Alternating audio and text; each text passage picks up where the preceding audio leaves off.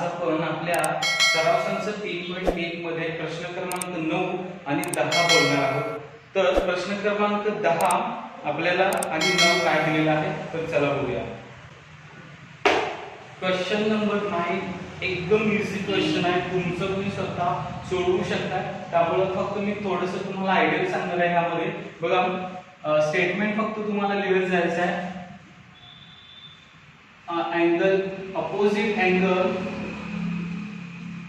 opposite angle of B is measurement 70 degree. म्हणजे जो opposite angle आहे अँगल बी त्याचा अपोजिट अँगलचे मेजरमेंट आहे 70 degree. So that angle B is equal to 70 degree. The linear pair of angle C is measurement 100 degree. Linear pair of angle C is measurement 100 degree. So angle C plus 100 degree is equal to 180 degree. बघा linear pair आहे, त्याचा angle C आहे, त्याचं measurement त्याचा angle जो आहे linear पेयरचा त्याचं measurement आहे 100 degree. So C and 100 degree is equal to 180 degree. मग angle C is equal to 180 degree minus 100 degree. So that angle C is equal to 80 degree. आता तुम्हाला अँगल ए चे measurement काढत असताना असं स्टेटमेंट लिहायला लागणार आहे। In triangle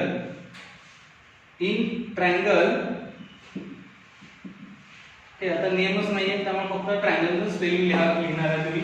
in triangle angle A angle B angle C is equal to 180 degree. काय असणार आहे 180 डिग्री आणि ते रिजन असणार आहे तुमचं सम ऑफ ट्रायंगल।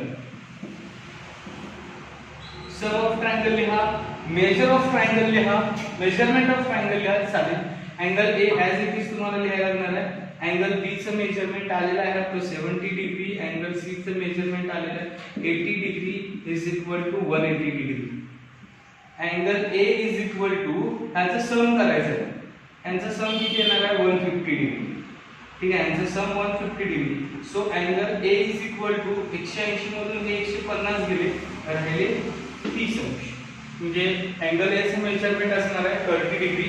ठीक आहे, लक्षात ठेवा आणि व्यवस्थित तुम्ही सोडवून बघा। क्रमांक 10 मध्ये बघा आपल्याला आकृती बोर्डवर काढलेले आहे। प्रश्नामध्ये तुम्हाला सांगितलेलं आहे बघा, रीड करा question. Line DE and line GF parallel line, म्हणजे ही जी डॉटेड लाइन आहे ती आणि ही रेषा ह्या दोघी एकमेकींना समांतर आहेत। and ray FG and ray EG are bisector of angle DEF and DFM. सोप्या भाषेत सांगायचं तर हे टू डॉटेड जे आहेत ते अँगल बायसेक्टर आहेत। या अँगलचा हा बायसेक्टर आहे आणि ह्या अँगलचा हा बायसेक्टर आहे। ठीक आहे, तुम्हाला काय विचारलंय की DEG हा जो अँगल आहे बायसेक्टर दिले, याचा अर्थ या अँगलचा हा बायसेक्टर आहे। तो पार्ट्स हाफ ऑफ EDF या कोनाचा हाफ आहे, म्हणजे या कोनाचा निम्म माप या कोनाचा आहे, ते सिद्ध करायचं आहे। ठीक आहे, तर जो त्यामध्ये दुसरा पण प्रश्न दिलेला आहे तो आपण नंतरच एक्सप्लेन करूया। आपण पहिला भाग जो आहे तो एक्सप्लेन करून सोडवूया। आपल्याला जी इन्फॉर्मेशन दिली काय दिलेलं आहे आपल्याला, पहिला दिलेला आहे लाइन DE पॅरलल लाइन, त्याला पॅरलल लाइन सांगितलेलं आहे GF। ह्या दोन काय आहेत पॅरलल लाइन। या जर टू पॅरलल लाइन असतील तर तीन प्रकारचे अँगल तयार होतात। मी सुरुवातीला सांगितले जर दोन रेषा असतील समांतर असतील तर त्यांच्यामध्ये नक्कीच तीन प्रकारचे कोन तयार होतात. आता इथं कुठले कोन तयार झालेले आहेत जर ह्या टू लाईन पॅरलल आहे अँड EM ही त्यांचे ट्रान्सव्हर्सल आहे अँड EM is ट्रान्सव्हर्सल. बघा ही जर ट्रान्सव्हर्सल असेल तर इथं जे दोन अँगल तयार झाले कुठले अँगल आहेत angle DEF angle DEF convergent angle GFM बघा ह्या दोन लाईन ही लाईन आणि ही लाईन ह्या लाईन जर पॅरलल आहेत आणि ही जर ट्रान्सव्हर्सल आहे तर DEF आणि GFM हे जे टू अँगल आहेत हे अँगल करस्पॉन्डिंग अँगल आहे. ओके करस्पॉन्डिंग अँगल आहे. बघा हे कसले अँगल आहे हे करस्पॉन्डिंग अँगल आहे. इथे शॉर्टकट लिहिलेलं आहे म्हणजे इथं जो अँगल आहे आणि इथं जो अँगल आहे हे जे दोन अँगल आहेत बघा हा जो अँगल आहे आणि हा जो अँगल आहे हे दोन अँगल करस्पॉन्डिंग अँगल आहे आणि हे जर करस्पॉन्डिंग अँगल कॉन्व्हर्जंट आहे. ओके आता आपण सपोज करणार आहोत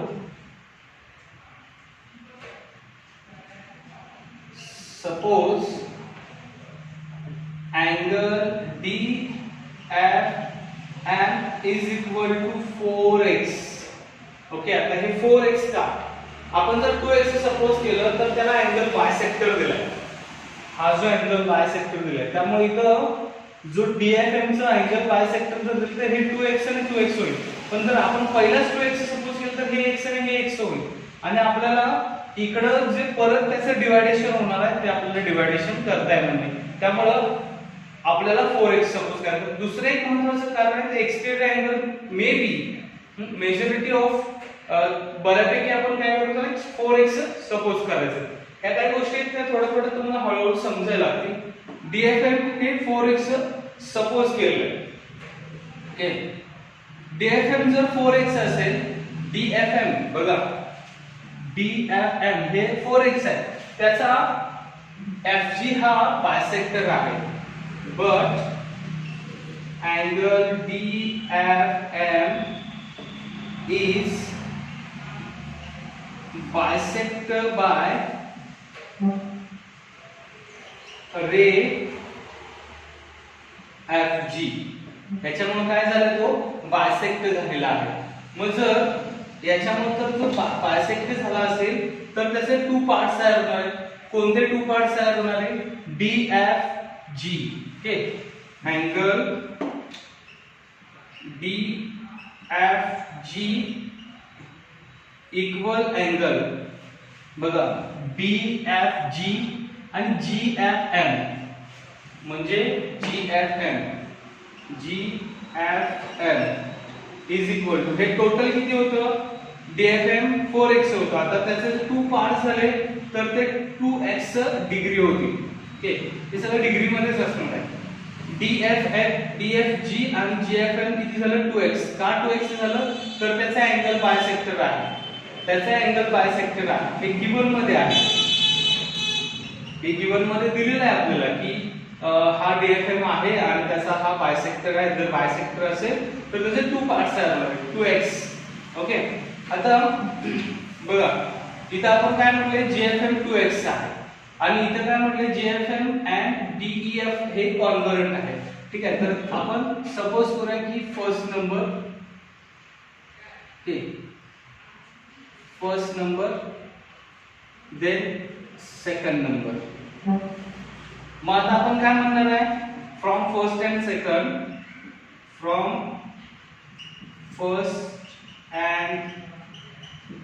सेकंड अँगल GFM ठीक आहे. हा GFM 2x आहे इथं 2x आहे so that angle DEF 2x angle DEF EF is equal to 2x.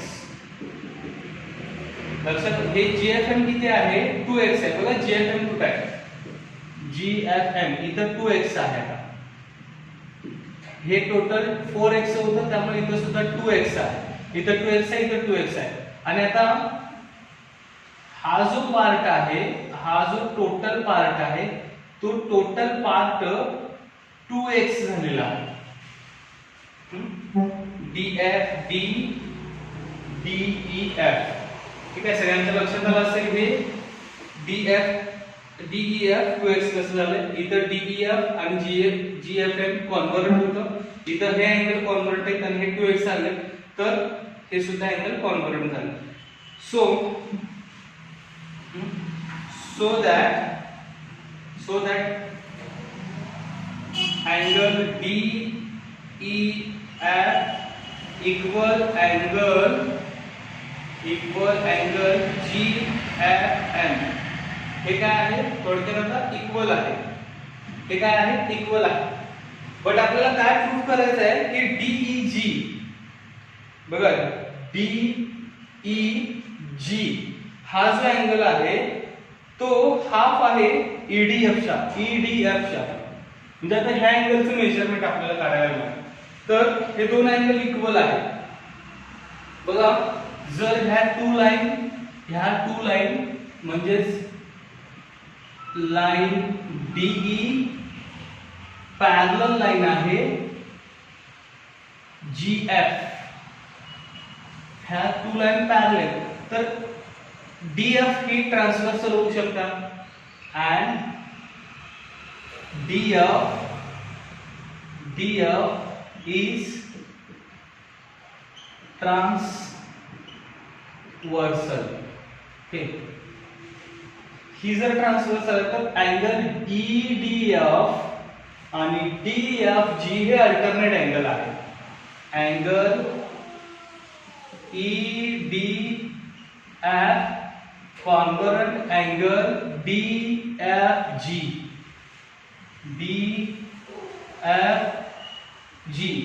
हे दोन अँगल कसले आहेत कॉन्व्हर्ट अल्टरनेट अँगल आहे सॉरी अल्टरनेट ठीक आहे त्यामध्ये जाईल अल्टरनेट अँगल जर हे टू अल्टरनेट अँगल आहेत तर याच्यामधलं DFG किती आहे 2x आहे but angle DFG is equal to 2x angle DFG किती आहे 2x आहे ठीक आहे so that angle EDF is equal to 2x हे 2x आहे त्यामुळे हा त्याचा अल्टरनेट अँगल असेल तर तो सुद्धा 2x झाला म्हणजे हा 2x आहे तर हा सुद्धा 2x झाला आता आपल्याला प्रूफ काय करायचं हे 2x ऐवजी हाफ आहे तर आपल्याला हे x आहे हे प्रूफ करायचं आहे so triangle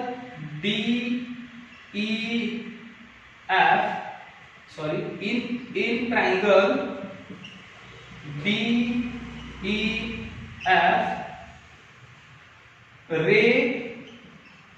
ray EG is a bisector ray EG is bisector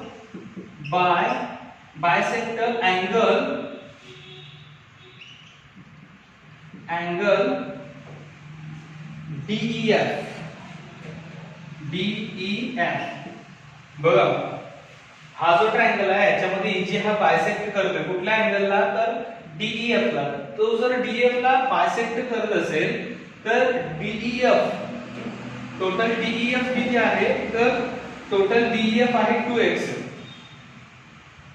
bisect करत असेल तर DEF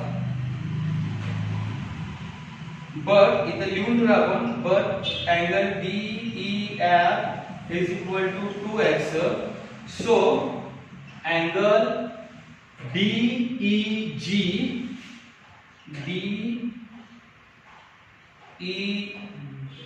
जी इज इक्वल, बघा DEG is equal angle GEF. हे जे टू अँगल आहेत, हे जे टू अँगल ते इक्वल झाले आणि ते एक्स झाले.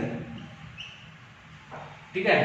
तर आपल्याला काय करायचं आहे की ह्याच्या हे हाफ आहे दाखवायचं आहे. जी आपल्याला काय करायचं आहे, GF बघा अँगलचा DEG आपल्याकडे किती आलेला आहे, DEG आता x आलेला आहे आणि EDF हे 2x आहे. ह्याला नंबर द्या. बघा किती नंबर कॅरी झाला, तर थर्ड नंबर आहे इथं आणि याला फोर्थ नंबर द्या. ठीक आहे. तर थर्ड आहे 2x, फोर्थ आहे आपलं x, म्हणजे हाफ झालेला आहे. म्हणजे आपल्याला फक्त काम प्रूफ करायचं आहे. तर काय करायला लागणार आहे, फ्रॉम थर्ड अँड फोर्थ आपल्याला विचारले D angle DEG is equal to half of the angle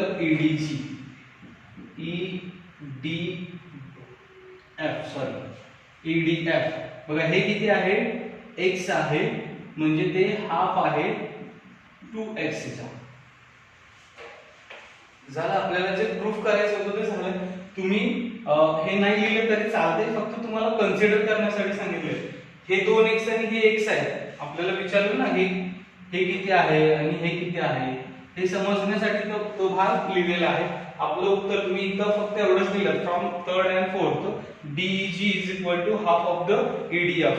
तर तुमचं उत्तर संपणार आहे. तुम्हाला हा प्रश्न वेगळ्या स्वरूपात दिलेला आहे, म्हणजे सेमीला वेगळ्या स्वरूपात दिलेला आहे आणि मराठीला हा प्रश्न वेगळ्या स्वरूपात दिलेला आहे. त्यामुळे तुम्ही मराठीमध्ये पण जाऊन हा व्हिडिओ बघा, मराठीमध्ये सुद्धा हा प्रश्न बघा, जेणेकरून तुम्हाला समजायला सोपं जाईल की हा प्रश्न वेगळा आहे आणि मराठीला दिलेला प्रश्न वेगळा आहे. दोन्हीचा मेथड शेवटला चेंज झालेले आहे.